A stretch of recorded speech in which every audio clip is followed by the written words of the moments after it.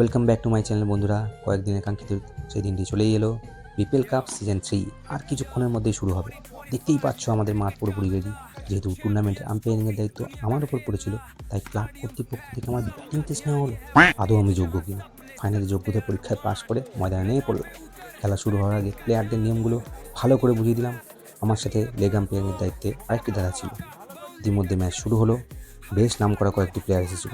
তাদের batting, bowling, fielding দেখে উপস্থিত সকল দর্শকরা করতালি দিয়ে তাদের সংবর্ধনা জানালো।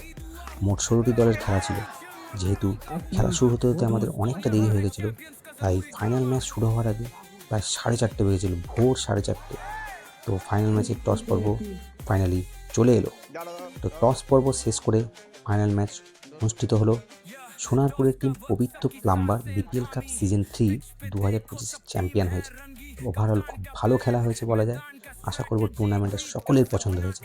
আগামী বছরও এরকম একটা সুন্দর টুর্নামেন্ট দেখতে পাবো আশা রাখছি। তো ভিডিওটা তোমাদের ভালো লাগলে লাইক কমেন্ট করো আর চ্যানেলটা অবশ্যই ফলো করে নিও। দেখা হচ্ছে পরে কোনো ভিডিওতে। টিল দেন তোমরা ভালো থেকো, সুস্থ থেকো। Tata, bye bye. Champions trophy सबने मांगी दुआ हूँ, बैट बॉल की जंग और क्राउड का हंगामा। दोस्तों यहाँ है चैंपियंस का जरूरी ड्रामा।